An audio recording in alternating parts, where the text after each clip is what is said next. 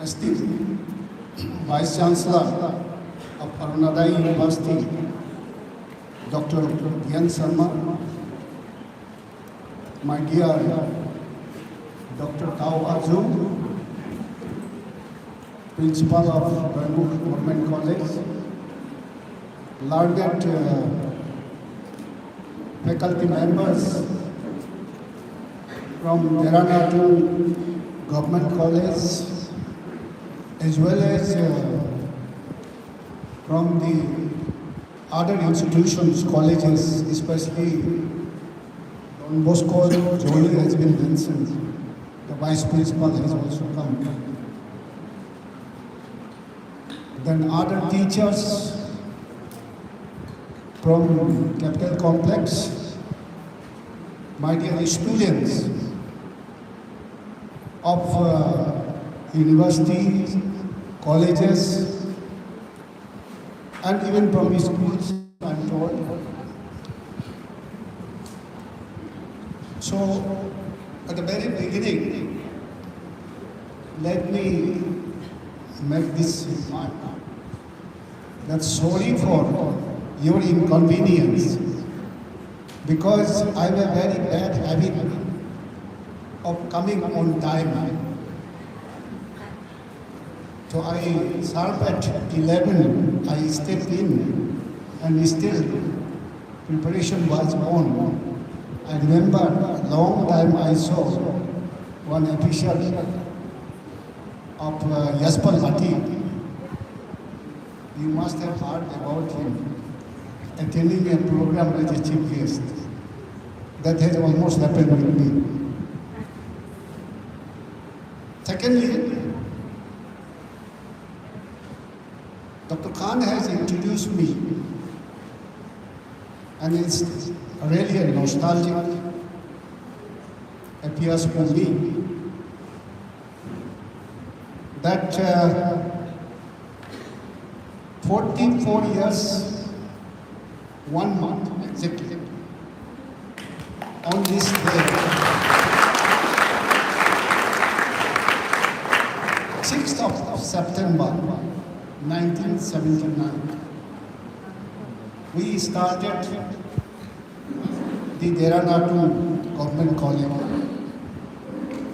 I was asking Dr. Khan whether you have a foundation day or not. I'm surprised that he is not very sure. I would request all faculties, staff, and students, you should celebrate the foundation day of your college, your institutions, because that makes the sense of belongingness. So that should be every year, the 6th of September. We started this college. Initially, we were 3 faculty members. Myself, Dr. Dera and Mr. Somasundram. People used to tease at that point of time that Satyam Sivam Sundaram. Satyam was, of course, Dera Singh, Dharmraj Singh. And Sundaram was Mr. T. Somasundram, who became IRS officer, retired as a very senior position as Commissioner, Income Tax. And probably Shivam was me. I do not know why Shivam was given to me. Only one reason I can say is that maybe I was an angry young man at that point of time. So Shivam. And also 3 staff, 1 peon, 1 LDC, and 1 driver. Their names were also Jini, Jain, Janardhan, all starting from that. So people used to make fun of us. So how big you have grown up to be is a very, very big family. A primary institution of the state today. So in fact, for me is homecoming. So it's my institution. Third, I would like to say that this very important topic, Ambedkar Bimars and the Wish team, that Dixit Bharat at the rate 2047 with the topic education, NEP 2020. This is a very important. I really do not know how I see SSR and government college and Dera Natung Government College I selected me to deliver this talk. The reason being that I have keep myself aloof from this subject almost for last 1 decade. As you know, I retired in 2014. So it is almost become a decade. So I'm not in touch with this subject. Especially when I talk about NEP 2020, I may not be able to deal with that operating part, which are every day coming out, which are every day changing. To keep abreast, you should be a part of it. Unfortunately, I have not been that. Having said that, as I've said, that topic is very, very important, especially when the Honorable Prime Minister of India, Narendra Modi ji, has declared that we make India developed when India reaches the centenary year of its independence by 2047. It's possible. It can be done. And for that, all forerunner has to be education. The importance of education. Let me start with a quotation by Nelson Mandela. I quote, "Education is the most powerful weapon which you can use to change the world." Unquote. So this is what education speaks about. I'm happy that either you are the pride provider of education or passionate seeker of education sitting in this hall today. You have a very important role to play. The education is a very, very essential aspect of human development. Without education, human development cannot take place. Without human development, country cannot advance. Not to speak of achieving the developed. So therefore, you are playing a very, very important role. In fact, you must be here preparing the Human Development Report or Human Development Index. Unfortunately, India is having a Human Development Index of 6.33. And India's rank is 132 out of 191 countries. So when we call a country developed, this Human Development Index should be 0.8, and when it goes 0.7, it is high human development index. But India is still, on average, not very low also. So when you prepare the human development report, that is generally done by UNDP, United Nations Development Project, three aspects are considered very, very important. One aspect is the income. The other aspect is the health. And the third aspect is the education. So education is again placed as a very important. Now, what is the education development in India? Let us have a look.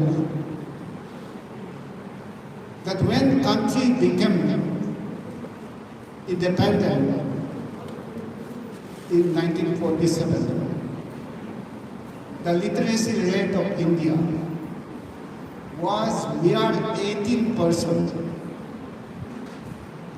Means out of 100, only 18 people were literate. This was the situation. But today, although census has not yet taken place, but as per 2011 census, the literacy rate of India is 74.04. From 18 to 74.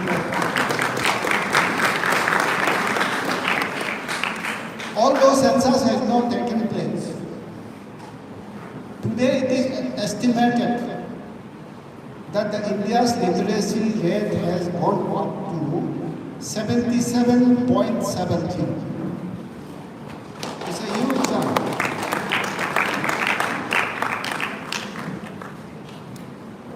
When India became independent, there were 21 universities, 496 colleges. Total enrollment of students were little over 2,40,000. This is the figure when we achieved independence. Today, may not be today. I listened to one lecture delivered by the then Union Minister of Education, Dr. Joram Begi. He is not the Education Minister now. That was 5th January 2020. In that lecture, the minister has made a statement that India has 1,000 universities, 45,000 colleges, 10 million teachers, 330 million students. Just see the number. It's huge. We're from 21 to 1,000. 496 colleges to 45,000. 2,40,000 to 330 million. You just see figure. Not only that, you look at the elite institutions, maybe called IITs. For a long time, there were only 5 IITs. 1, Kharagpur, 2, Kanpur, 3, Delhi, 4, Bombay, and 5, Madras. For a long time, only 5 IITs. Later on, by the turn of the century, 2 more IITs were added. One was in this region, IIT Goa. The other was IIT Roorkee. But today I am told that there are as many as 23 IITs. This happened during last 10 years or so. It's a rapid development. So is the case. AIMS, All India Institute of Medical Sciences, is the top medical college.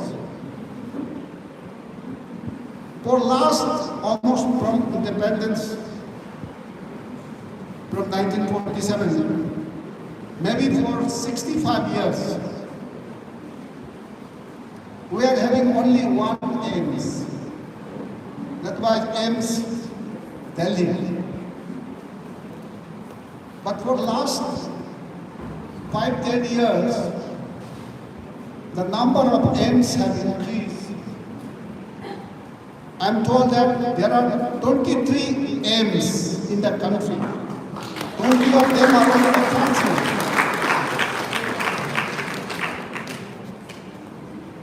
Not to speak of IIMs. Their number also more than 20. Triple ITs, their number is 26.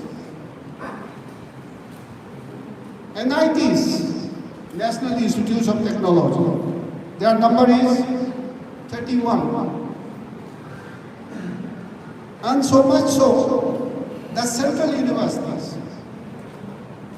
Those days, very few central universities. They were BHU, Aligarh Muslim University, Delhi University, JNU, Jamia Millia Islamia, and Vishabhasha. But you know today, we have got 56 central universities of education sector. Not to speak of the health sector and pharmaceutical development. As a matter of fact, India has become the destination of medical dope. A very cheap, just a lighter side. I tell you, when I went to USA for the first time in 2008, after that I had gone 2 more times to USA for the change. I was advised, a very, very important advice, 2 advice. One was that you don't lose your passport. If you lose your passport, it's very difficult to get it back. You may be landed up in the jail. And then the second advice was that you don't fall sick.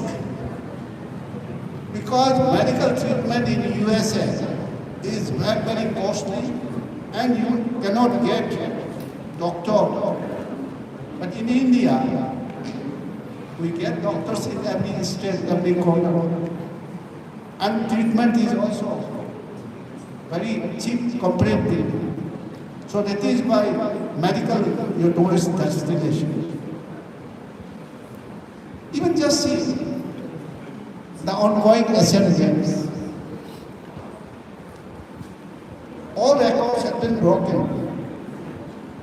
Earlier India got only 70, highest was 70 medals, 16 gold medals. Now India today is almost touching 90s. There is a technology that is called medal category. Very level. And gold also already 21, maybe it's going up to 25 now. So this is a lot of changes. Sports sector is also education. Health sector also, because without education it cannot be. So this is what the present scenario, the positive aspect of education. But unfortunately, it is not enough. If you see the quality aspect is questionable. Especially the products, the employability of the graduates in the market. You are surprised to know that maybe 10-15 years back, now situation might be changed. I've gone through one report that our engineering graduates, hardly 5-10% out of 100, only 5-10 people are employable. Rest are not employable. This speaks volumes.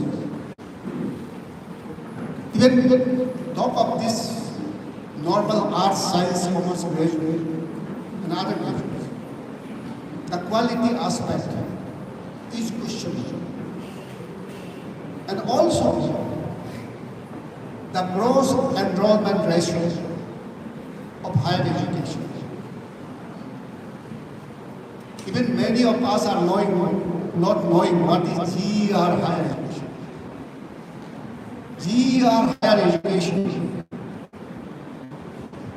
is a very, very important indicator of a socio-economic development of a country.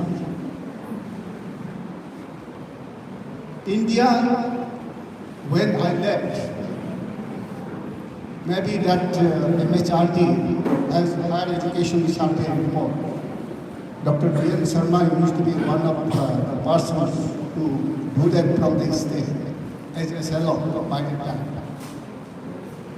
When it was published in 2018, the GER of India was only 26.3. Today somewhere I saw that there is no much enhancement of that figure. It continues to be 27.3.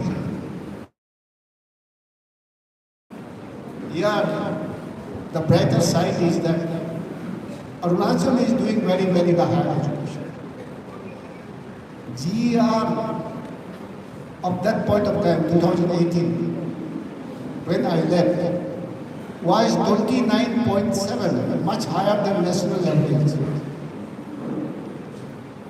Today also, this year also, I've attended higher education conference. Their basic information book was given to me. I saw it is 33.7, which is much higher than that of national average. It's a good one. But then what's about the average of the country? Because if you want to be a developed country, just see, USA has got GER of 88.2. Germany has more than 70%. UK has more than 60%. Even Brazil, a developing country, has more than 50%. Even China, if population is the factor, China has a 49%. But India, we are still at 27.3%. It's a matter of concern. It means the Lord many things to be done. What is the answer? The answer is to revamping the system. I think there is somewhere wrong in the system. Or rejuvenating the players, maybe these teachers, maybe these students, and therefore a new policy, and hence the NEP, New National Education Policy 2020. So it's a new look to the educational activities of the country.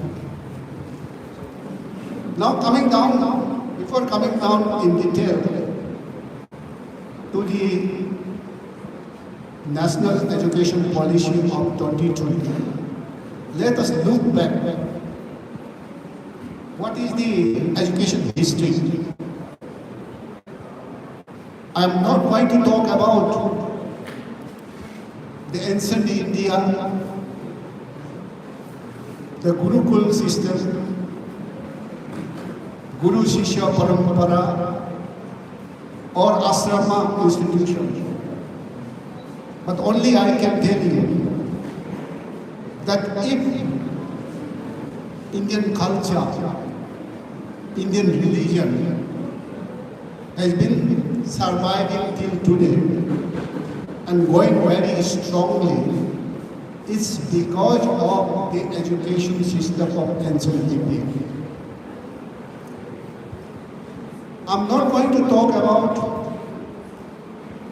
the famous educational institutions, universities like Vikram Sela, Taxila, Nalanda, where people from all over the world used to come to India and get education. The student of history must be knowing about Chinese traveler, Fakhian, Yuan Sang. So this I'm not going to talk about. What I want to talk about is the post-independence. What were the education policies since independence in a way during the last 75 years? The first education commission after independence was in 1948. This education commission, in fact, was called as a Higher Education Commission or University Education Commission. It was headed by none other than Dr.Joram Begi, whose birthday is being celebrated today as a Teachers' Day. The second Education Commission was in 1952. This commission was called the Mudaliar Commission, because L.S. Mudaliar was the chairman of that commission. But it was Education Commission for secondary education, not for all education. Just you should know that even school examinations were conducted by universities those days.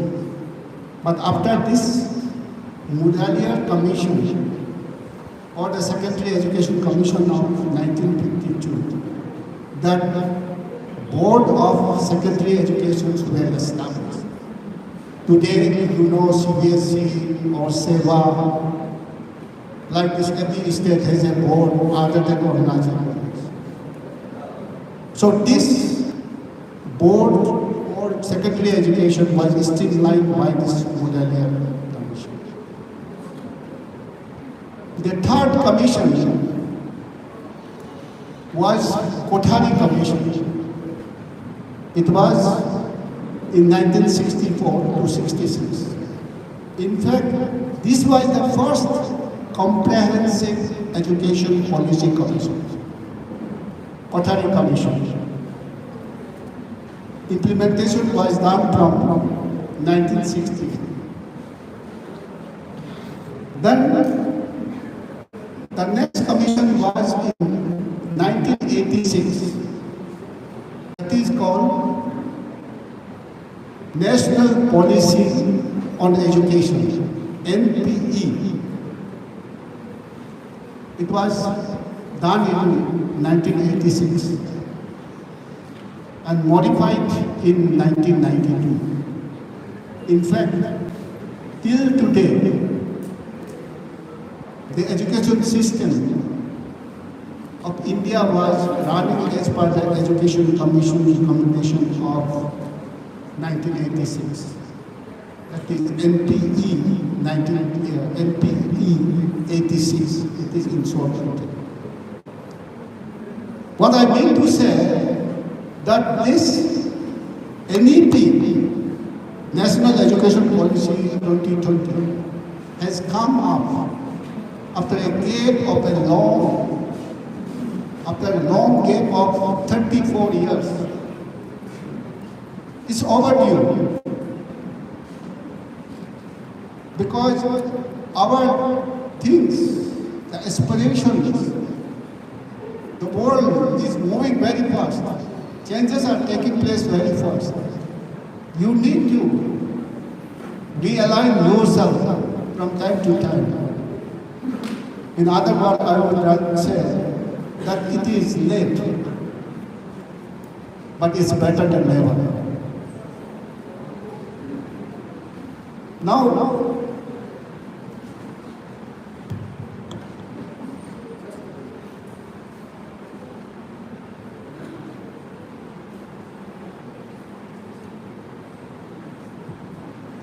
let me get some point noted out.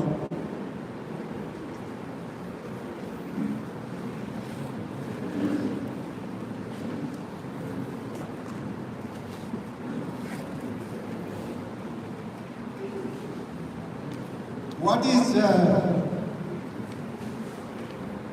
NEP 22? Let us start with the motto. The motto says, educate, encourage, enlighten. No comma, no end here. All three words. Triple E. Educate, encourage, and enlighten. Then what are the principles based on it? Principles are compassion and empathy, courage and resilience, scientific temper and creative imagination with ethical values. What are the foundation pillars? There are 5 foundational pillars. of NEP 2020. One is access, other is equity, the third is quality, the fourth is affordability, and the fifth is accountability. This education is based on these pillars. What is its character? Character is holistic, flexible, and interdisciplinary. This is the base. Okay. Then what is its objective? Objective is aims to transform India into a vibrant knowledge society and also to transform India a global knowledge superpower. This is what it aims.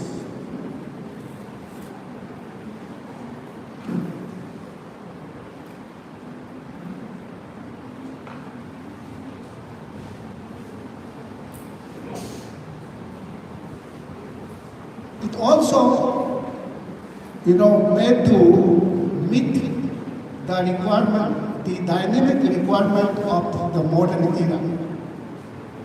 Say, for example, digital literacy, skill development, holistic education. This is the modern requirement. And also it shifts from the rote system of education. You know what is the rote system? In assemblies or in assemblies it was called mukhasta. You grab it, maybe it is, whatever, children are made to rote system. From rote system to practical problem solving, experiential learning education.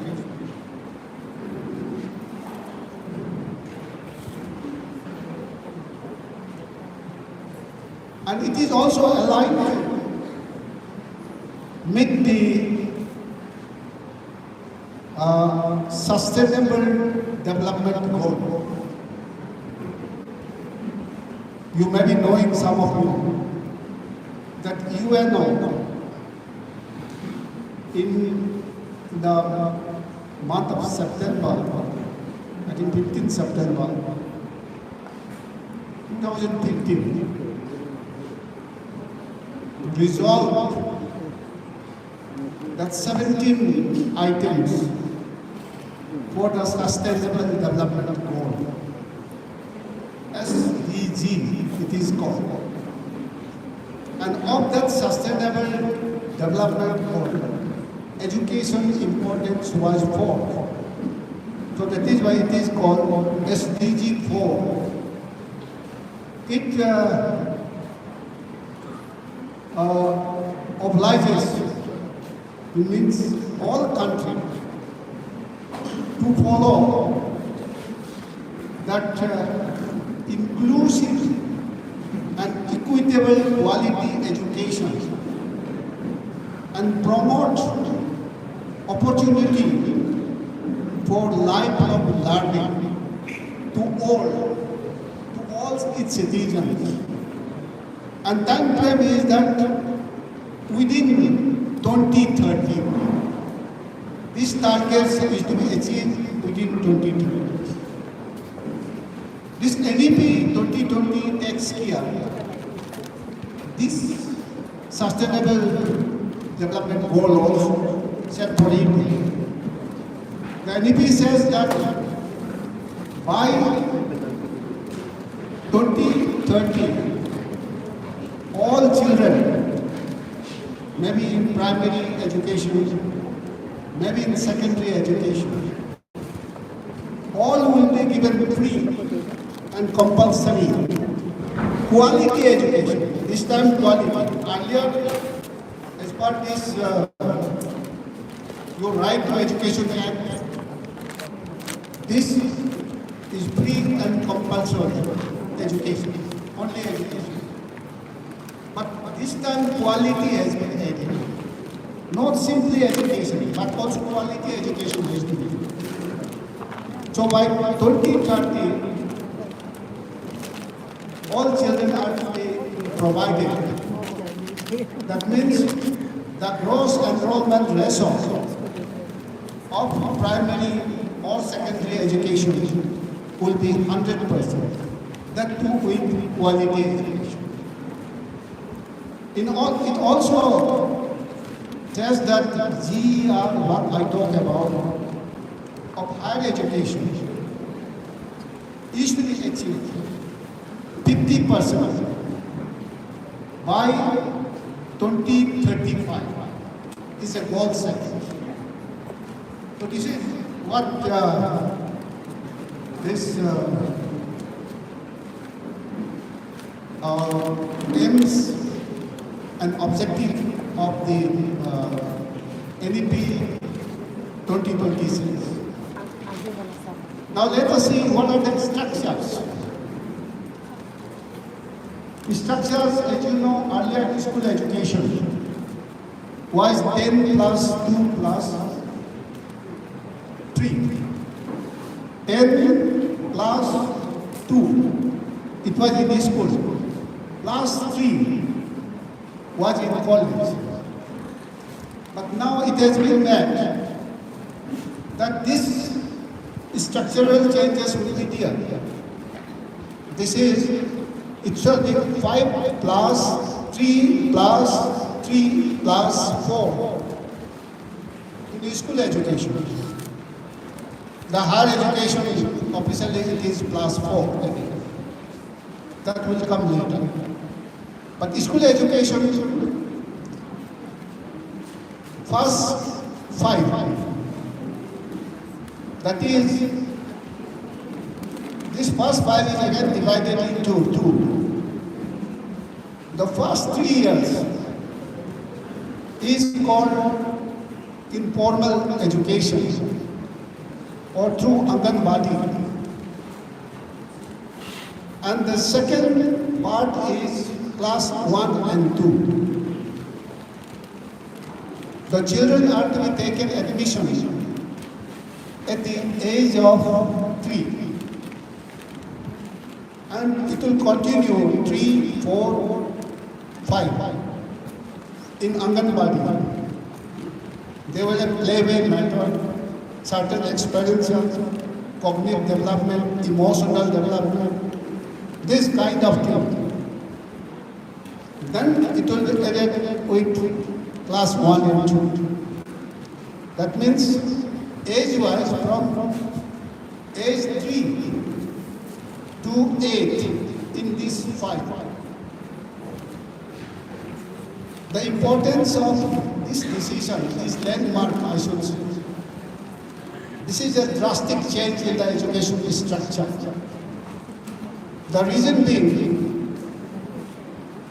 that all scientists or scientific or psychologists will agree with me that a child gets maximum information or learning almost 90% of one's life is between 3 years to 6 years.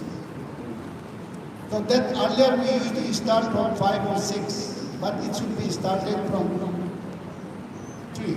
It's important. The next stage is, there are class 3. Class 3 will be class 3, 4, 5. The earlier one will be called as a foundational, and this one will be called as a preparatory. This preparatory classes will be class 3, 4, and 5. This is the preparatory. The age group will be 9, 10, 11 will be in this.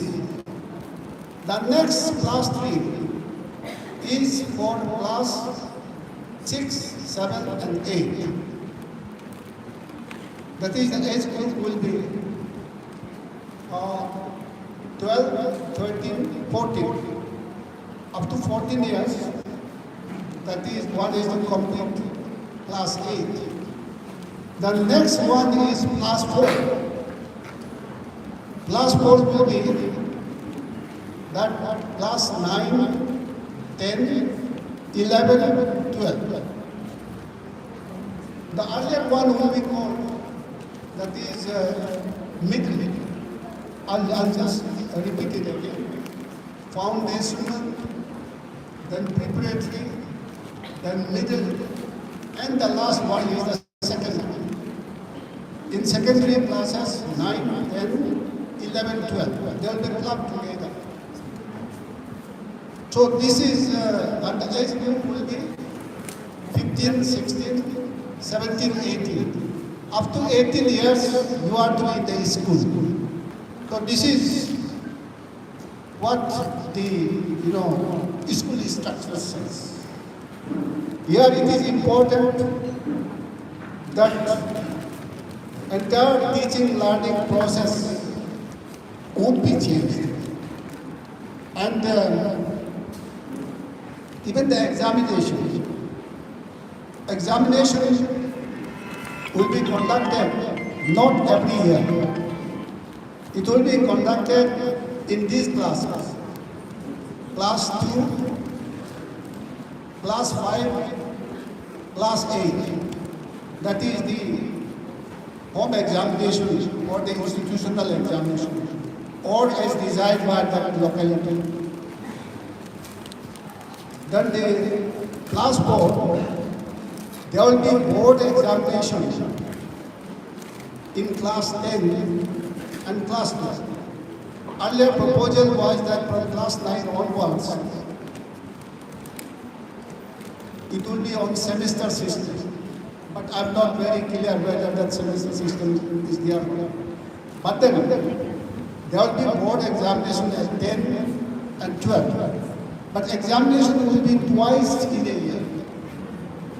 No student, because many students commit suicide because they could not do well.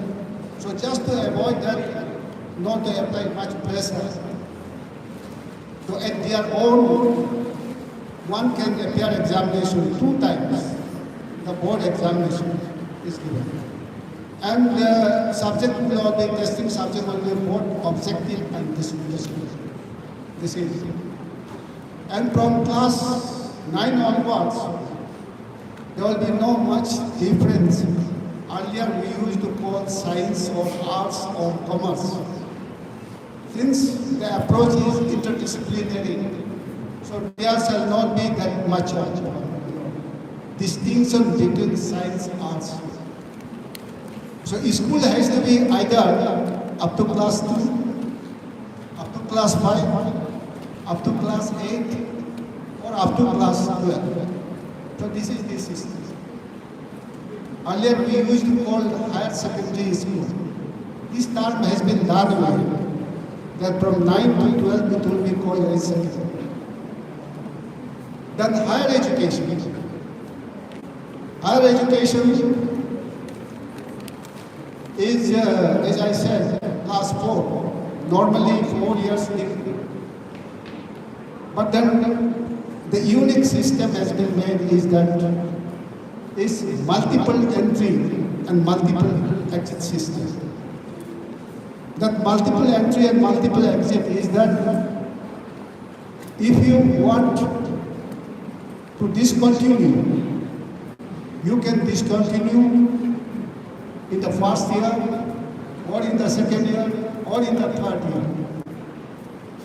So it is said that after the completion of first year, you can get a certificate.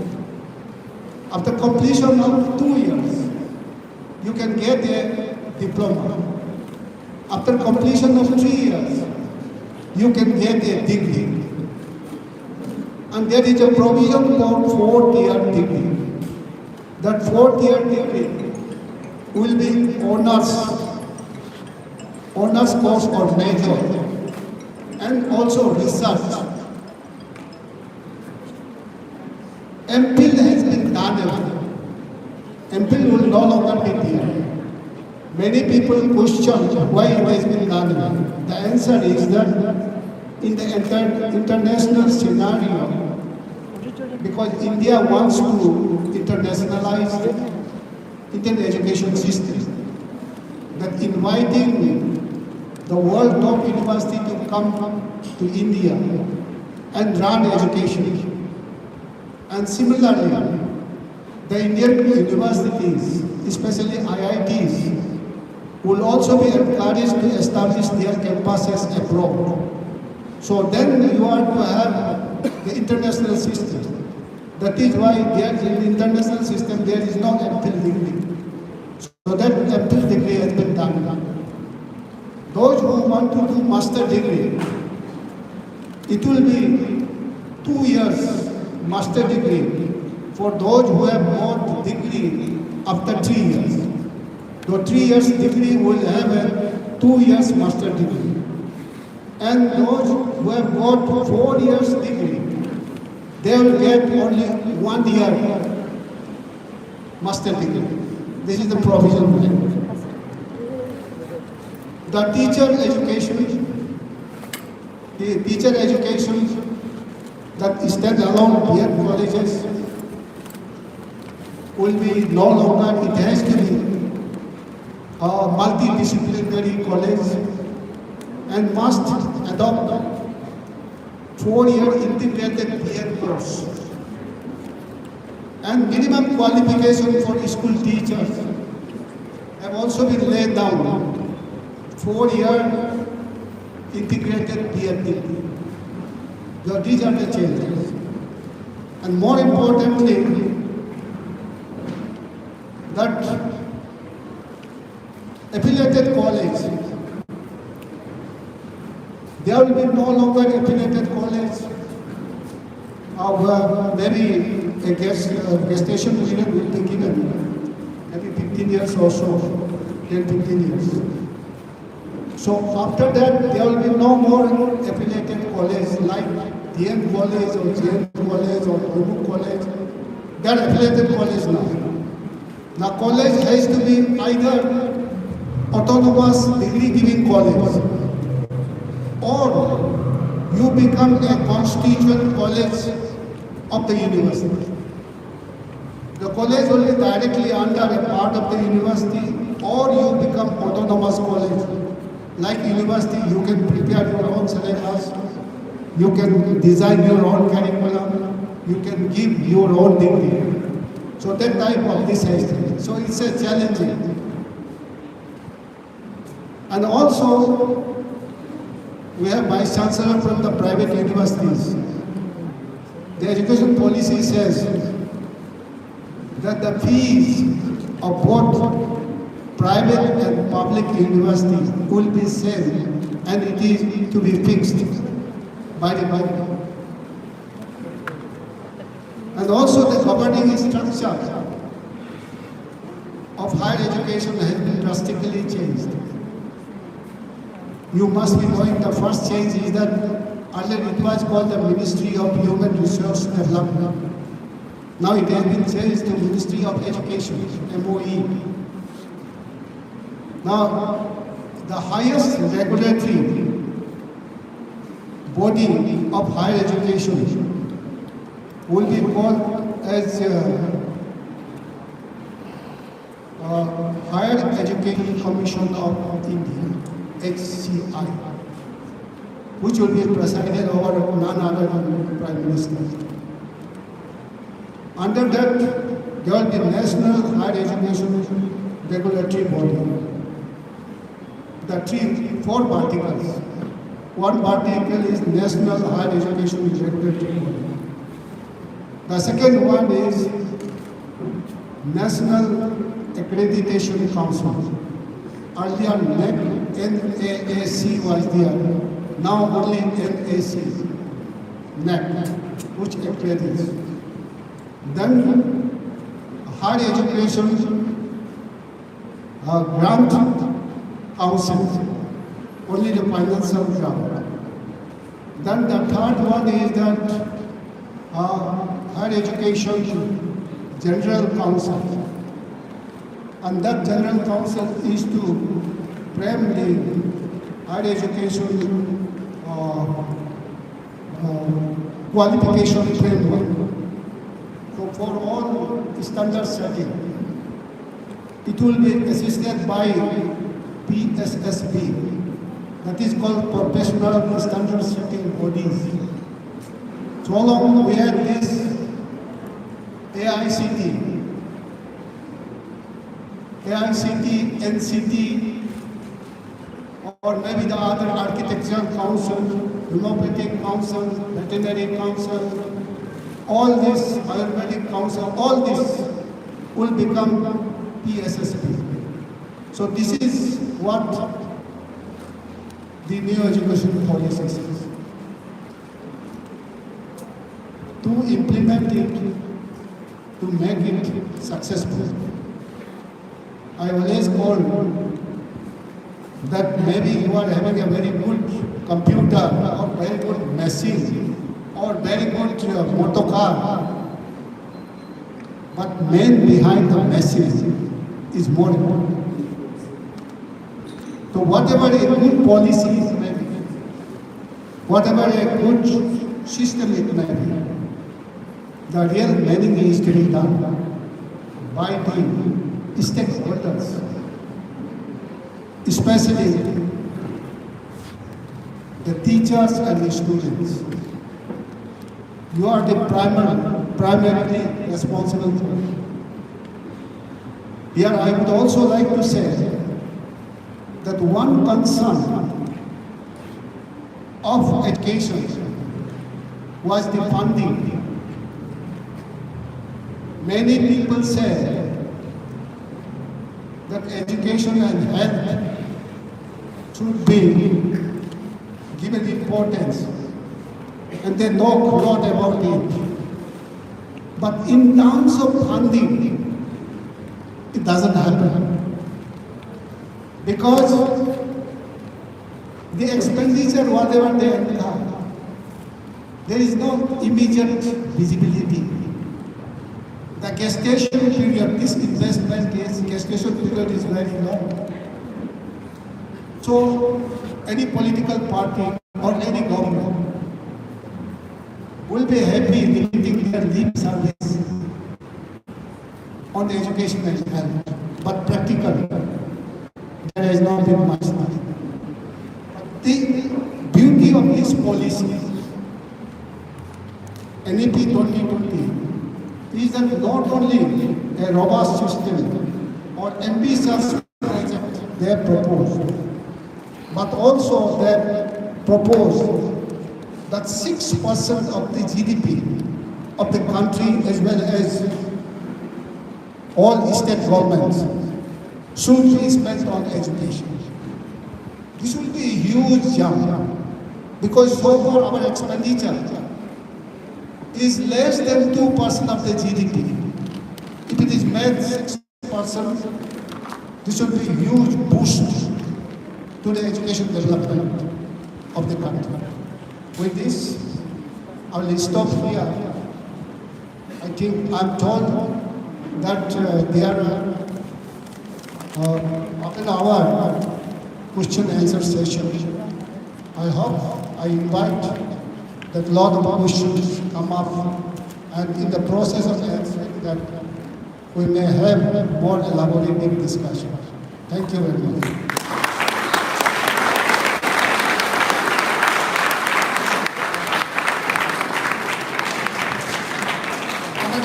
आपका बहुत बहुत धन्यवाद। आपने अपने भाषण से हम सबको लाभान्वित किया।